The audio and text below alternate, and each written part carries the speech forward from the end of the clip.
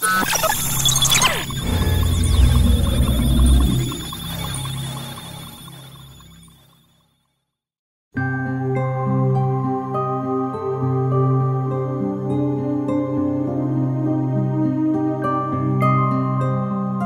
Flanders fields the poppies blow, between the crosses, row on row, that mark our place, and in the sky, the larks still bravely singing fly. Scarce heard amid the guns below, we are the dead short days ago. We lived, felt dawn, saw sunset glow, loved and were loved, and now we lie in Flanders fields. Pick up our quarrel with the foe. To you from failing hands we throw, the torch be yours to hold it high, if ye break faith with us who die. We shall not sleep, though poppies grow in Flanders fields.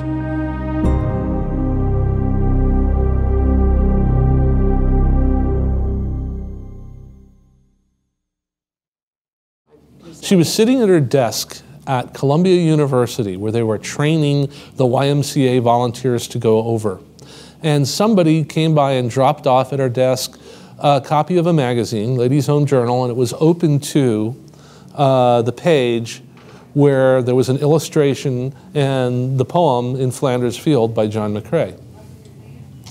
And looking at that, she was just totally struck by the idea and the vivid power and the symbolism of the poppy.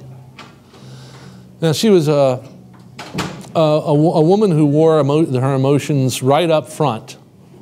I've been told about Moina ever since I was a little child, so I'm not sure when the first one was, but always Great Aunt Moina and the poppies. You'd hear the stories. The stories Thomas Michael heard about his great-great-aunt, and the ones he often recounts at historical societies and in schools, tell the tale of a woman little known in the United States outside her hometown of Good Hope, Georgia. At least the annual Poppy Festival makes sure she's a household name there. Yet she and the Poppy campaign have a considerable following outside the United States. And over in England especially, and also in Canada, it's huge. They even put poppies on some of the Canadian coins. And this is the story, or part of it at least, of Moina Belle Michael, the woman behind the Remembrance poppy, inspired by the poem In Flanders Fields. She wrote a response because In Flanders Field ends with a question. Who will keep the torch high? Who will keep the torch lit?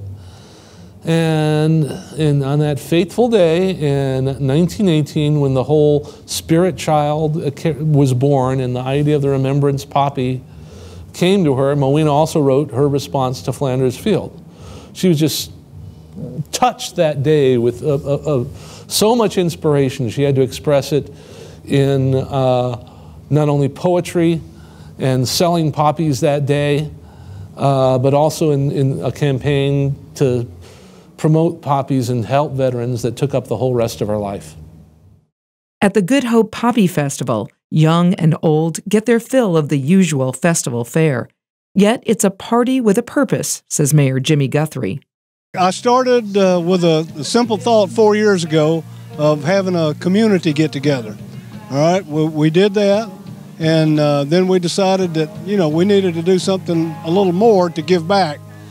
So then the idea of the Poppy Festival and Moina Michael came up, and we decided to name it the Poppy Festival and give back something to the veterans in our area here in Walton County.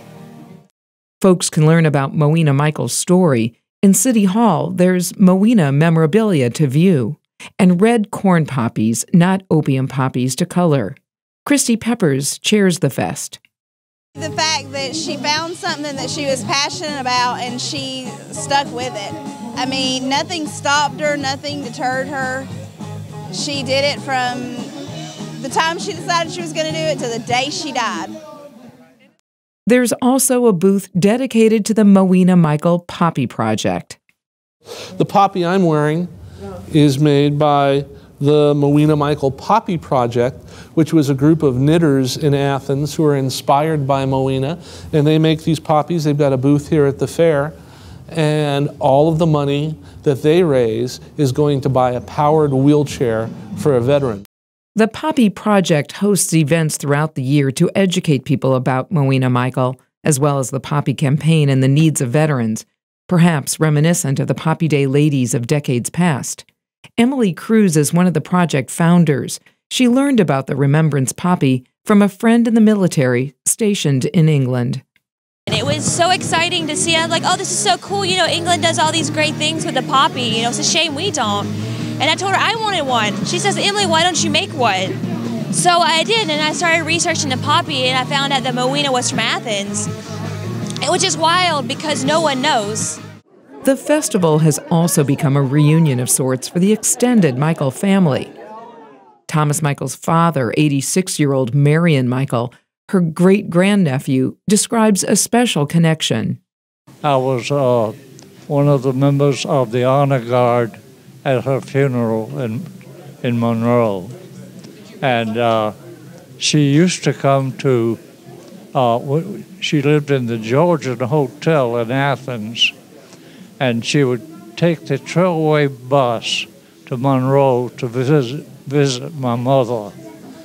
And I was just a little kid then, but I do remember her, and she was a very good lady. How many people sold poppies when you were children? Or bought, and everybody bought poppies, I know. Uh-huh. That little thing Moina started, the American Legion has been, is still doing, though they're not as big as they once were. The last year I have figures for, 2012, they sold $2 million in poppies. All of that money, again, going to veterans. So it's still going on in the U.S., though just not quite as vigorous as it once was. And the VFW has their poppy sales as well. Thomas Michael, one of her great-great-grandnephews, is regarded as somewhat of an expert on Moina and was called on, as he so often is, to give a history lesson, one sprinkled with humor, to tell a story that touches the family, the nation, the world. The story Tom Michael tells is about a woman with tenacity who never gave up. She was born on August 15, 1869. The home place honors her with a sizable stone marker. The road heading to the house is named in her honor, and there's a historical marker with flowers at the base, directing visitors to the site of what's now referred to as Flanders Field Farm. By the time Moina was 16, she had started her own school. Among her students in the 1880s, George Prather's father. His education, we didn't have public schools, so the only school you went to was something, like a private tutor like Miss Moina Michael was, and he started the school when she was teaching school up here in a little house that her father built a little schoolroom, one-room school right up the street here. Seen here on a 1948 commemorative stamp, Moina Michael also ran the Georgia Baptist Orphans Home in Atlanta and is said to have taught herself to rebuild and operate an industrial laundry. She did a great many things in her life. She was fond of saying, I've done everything except plow or drive a car. I don't think she ever drove a car either, but plowing and driving a car were the only two things she never did. She was even the best man at a wedding once. For her cousin on her mother's side, Congressman William Wise of Virginia, was getting married in New York in 1912, and she was up there studying at Columbia. And his best man was in Washington, D.C., and there was a yellow fever epidemic, and he was caught in the quarantine and couldn't make it. So William Wise telegraphed up there, let Moina do it, which was generally the family motto for pretty much anything anybody had to get done on short notice or didn't know how to do. Let Moina do it. So Moina was the best man at her cousin, the Congressman Wise's wedding, and filled out all the appropriate paperwork, and she had that as well to go with her credits. In 1914, she went on a tour of Europe, and she visited the British Islands, Holland, Belgium, France, Switzerland, and Germany. And in the Miracle Flower, she says she was in Cologne, Germany in 1914 when the Archduke was assassinated and the war broke out.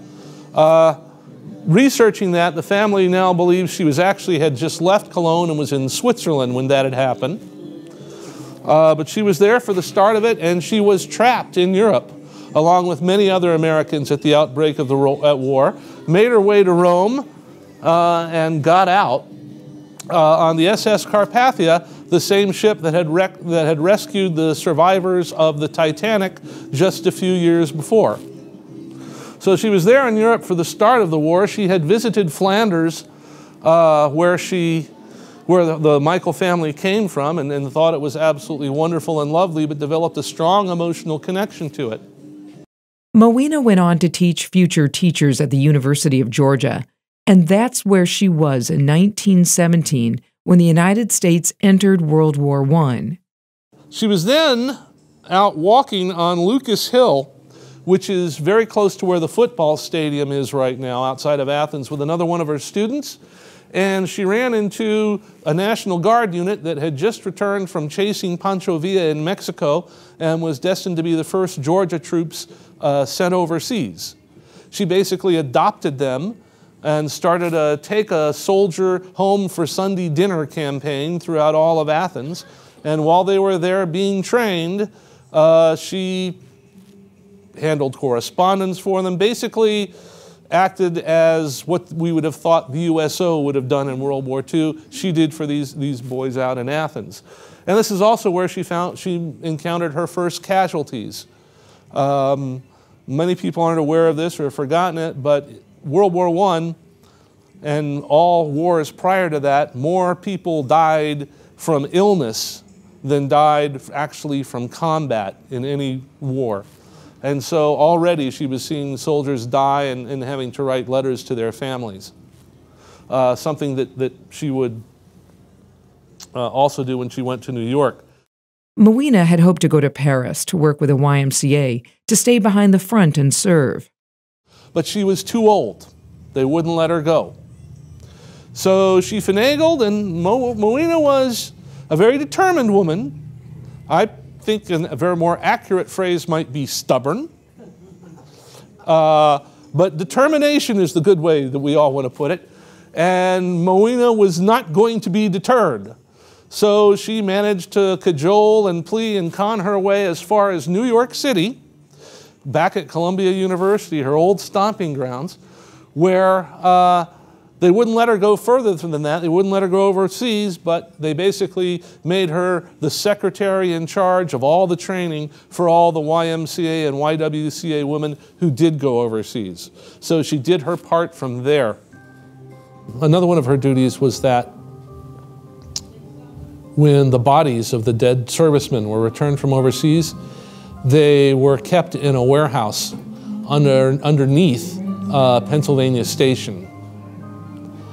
And it was her duty to take the young widows when they would arrive in town to this underground warehouse and just go through row and row of flag-draped coffins till they could identify the proper one and help arrange for shipment back home.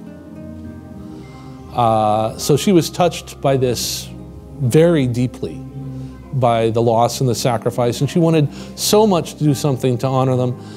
And she was a realist. She was very concerned, as had happened after previous wars, that people would just forget and move on and say, okay, the war's over. You know, it's like Scarlett O'Hara, war, all this talk of war, I wish it were over. Well, when it's over, they stop talking. And she felt that there should be a symbol, and the original idea was that this would be on a flag, like the Gold Star mothers would have in their homes, or when you had a serviceman overseas, you put a flag out in your window. This would be for after the war. There would be a flag with the poppy to remember and show the veterans. Well, the flag idea with the torch and the poppy never caught on, but the idea of selling the poppies to raise money for the veterans did. Moina was much more interested that was the poppy that was the symbol, and the veterans that were remembered. How this happened and who did what, she was never really terribly concerned about. This was her spirit child that she had set free upon the world, and it still goes, it's still alive and doing well today, more overseas than in America. But the American Legion, VFW, Disabled American Veterans, they still do poppy sales. And as I said in the talk, the last year I have data for, which was 2012, the American Legion Auxiliary sold $2 million worth of poppies.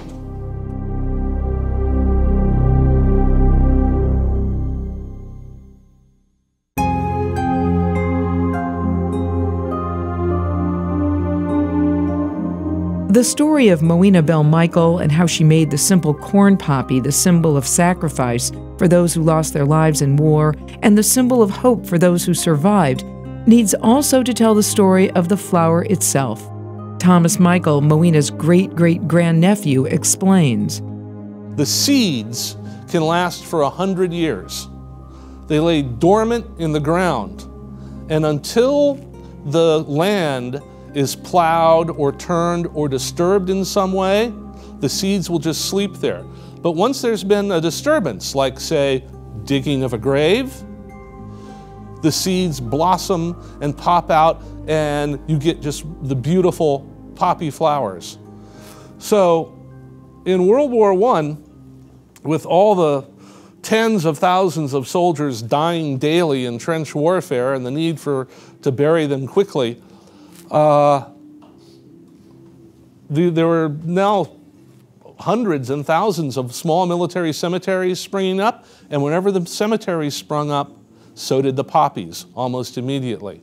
Just like this graceful beauty rising out of the ground. And so it was in 1918 that the poem about poppies moved her to create a movement. But she was so inspired by the poem and so inspired by the illustration and the poppies that she had a moment of just clarity and vision where she determined right then and there that the poppy, the corn poppy, should be the official memorial remembrance flower for all veterans. The idea struck her. She then went on a mission to the John Wanamaker department store is where she ended up, where she found finally someone to sell her 25 paper poppies. And she took them back to the YMCA and started handing them out and selling them, and at that day began the first poppy sale to raise money for veterans. The American Legion adopted the poppy in 1920. She'd penned hundreds of letters to newspapers across the United States as part of her campaign. And for years, the red paper poppy was synonymous with Veterans Day. When I was in school up here at Good Hope, in my early years, somebody from the American Legion would come once a year and get us interested in selling poppies to go for the, just like what she got started. And I remember one time the man from the American Legion said he was a member of an organization that he hoped would not exist in a few years, but it still does.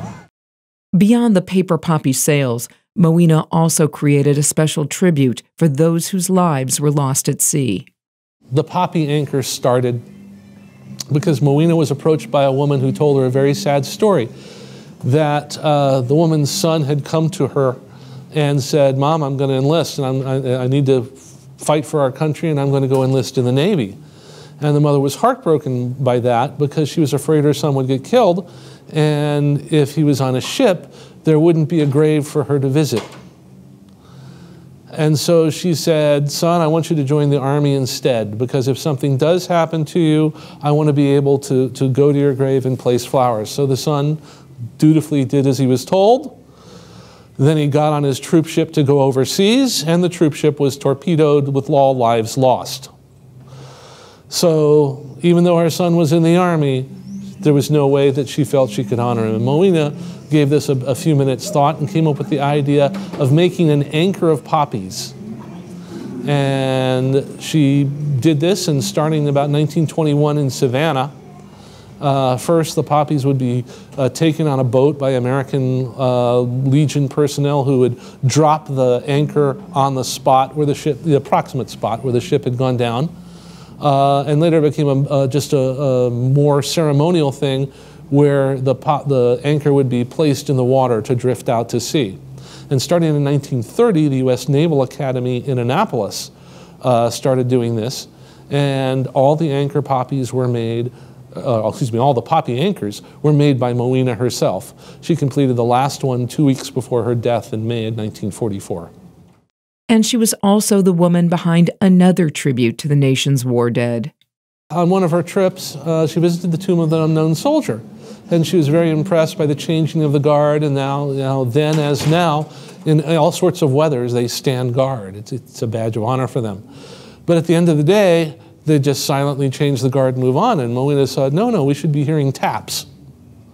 So she wrote the appropriate people and wrote congressmen and wrote the Department of Defense and got it done. And the reason that they play taps at the Tomb of the Unknown Soldier at the end of each day is because Moina thought this should be done and took steps to do it.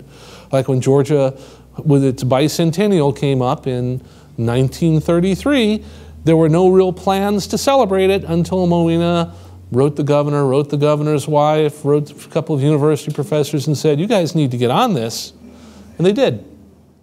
Well after she died, American presidents would still get the first poppy of the annual campaign.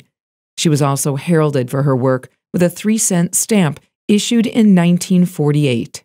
There are about 40 or 50 commemorative special envelopes that various dealers sold with various pictures and symbols about Moina and about veterans. There is the 1931, she was declared a distinguished citizen of Georgia by the Georgia legislature. In 1937, they unveiled a bust of her, which is in the Georgia Capitol right now. And the American Legion, to celebrate that and all further honor Moina, made miniature busts, which they sold for $25 each, with all the money going to help veterans. And there are a few of these miniatures around in various places in Athens. I don't happen to have one yet. Nobody in the family does that I do, but we're looking to try to track those down. I know there's one at a funeral home in Athens, I'm told. There was also the Moina Michael Auditorium in Athens itself, which held sorority cotillions, and starting in the 60s and 70s till it closed down, wrestling matches. But they named the auditorium after her. The building's still there. I understand it's now a car dealership. Beyond that, a Liberty ship constructed in Georgia was named in her honor. A plaque at a war memorial in Athens, Georgia bears her name, and she is remembered in the poppies fashioned from World War I shell casings by New Zealand artist Stephen Mulqueen. A children's book puts a whimsical twist on her own book, The Miracle Flower, and at her grave, a wreath of poppies. Yet perhaps so few in the United States know about Moina Michael and the Poppy Campaign because relatively few are directly touched by military service. There's been a decline in membership in both the American Legion and the Veterans of Foreign Wars, as a lot of the World War II veterans have died, and the poppy sales continued on with great fanfare up through the early 70s, and they still go on today, but not as big. The Vietnam War and the changing attitude toward the military certainly played a role. The decline in membership of the various veterans organizations played a role in this country. And also there's this crazy notion that just because we have a Department of Veterans Affairs, that they must be able to take care of everything. And really, they do a lot of good work, and they have a few problems, as we all know, that have come out too, but they don't meet, and were never been expected to meet, 100% of the needs of veterans and their dependents. So there still is a great need for Moina's work to continue. And yet her legacy lives on, especially in the hearts of women who want to keep her flame or flower alive. Just her tenacity and willingness to help others, because veterans have always been a passion of mine. It's just good to see a role model that I can follow and continue to help and hopefully follow her example. Her love and her willingness to take care of those veterans, and I feel like that sometimes today that it's not that way, and that veterans are forgotten about, and they're not taken care of like they should be. For years, the veterans themselves contributed to the poppy campaign. These veterans who were making the poppies for 3/4 cents per day, these were all veterans who were classified by the government as unfit and unsuitable for any work whatsoever. But being able to make these paper poppies at what is effectively minimum wage now, once again you adjust for inflation, all of a sudden they had well-being and purpose and an income. They were no longer such a burden on their family or on society. And so it gave them pride. And then the poppies that they made were then sold to raise even more money for the veterans. It just became a huge self-perpetuating industry that did a great deal of good. Because as Moina knew, no war is ever over until the last veteran and their dependents have died. The needs of the veterans always have to be taken into account. And something that has happened sadly in the 21st century, and when we go to war, is we don't look at the cost of how much we're going to have to pay to take care of the veterans 30, 40, 50 years down the line. We just look at, well, here's the cost of the military action, and when the last bomb is dropped, the budget ends. No, it doesn't. The costs go on. And our veterans, some of them pay the price every day with veteran suicides as a major problem and with PTSD. And so we really need to help them. And that was Moina's message.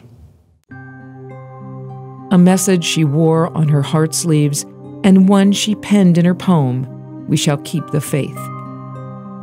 Oh, you who sleep in Flanders fields, sleep sweet to rise anew.